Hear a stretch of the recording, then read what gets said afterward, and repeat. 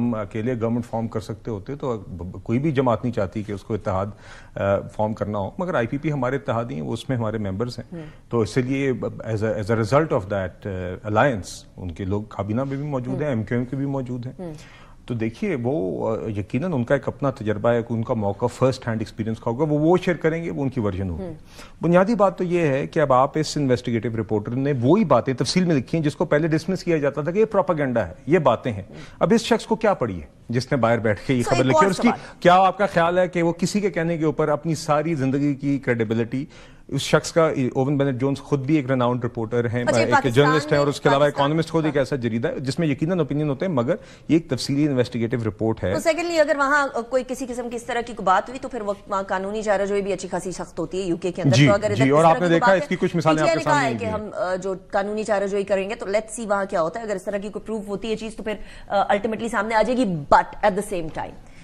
شوکت Yousafzai صاحب تھوڑی دیر پہلے فرما رہے تھے کہ یہ کون سی اتنی بڑی بات ہے کہ سارے وزراء صبح سے اس سٹیٹمنٹ پہ لگے ہوئے ہیں، جب آپ کے پاس اکانومی ایشو ہے، جب آپ کے پاس سیکیورٹی ایشو ہے، جب آپ کے پاس ڈپلومیٹک ٹائز ایشوز ہیں، یہ ہے نا ریئل ایشوز. اس کے اوپر کیوں لگے ہوئے سارے وزراء؟ نہیں، ہم اس پہ بات کرتے ہیں، ہم اس پہ آپ کو دعوت دیتے ہیں، ہم روزانہ اس پہ بات کرتے ہیں. ہم آپ کے شوز پر آتے ہیں، آپ کہتے ہیں ایک شخص اڈیالہ میں بیٹھا ہوا ہے، اس کا کیا ہوگا، یہ احتجاج کریں گے نہیں کریں گے. تو ہم تو روزانہ آپ کے شوز پہ آ کے یہی بات کرتے رہے ہیں کہ جو معیشت کے اوپر ہم کام کر رہے ہیں، جو جنگ ہم نے جیتی ہے، جو ڈپلومیٹک کامیابی آپ کے سامنے ہو رہی ہیں، جو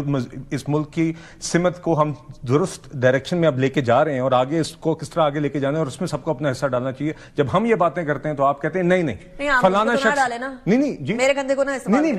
میں صرف آپ سے نہیں، میں تو بات کروں ان لوگوں کی بھی، کیونکہ ہم جب ان پی ٹی آئی کے ساتھیوں کے ساتھ ٹاک شوز پہ بیٹھتے ہیں وہ کہتے ہیں نہیں یہ کیا باتیں ہیں، بات یہ ہے کہ جی ہم نے احتجاج کرنا ہے، بات یہ ہے کہ ہم نے آ کے اسلام آباد میں توڑ پھوڑ کرنی ہے، بات یہ کہ ایک شخص ہے اس کی رہائی کے علاوہ کوئی اور کام نہیں. اس دن ایک جملہ ادا کیا گیا، مجھے یاد ہے، یہ 27ویں آئینی ترمیم کی ڈیبیٹ کے دوران فلور کے اوپر گور خان صاحب کہتے ہیں کہ جو وہ شخص کہے گا وہی آئین ہوگا.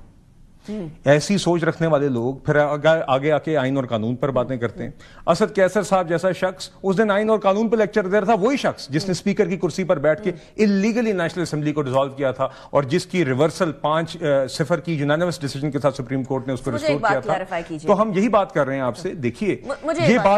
اس بات کی اہمیت اس حد تک ہے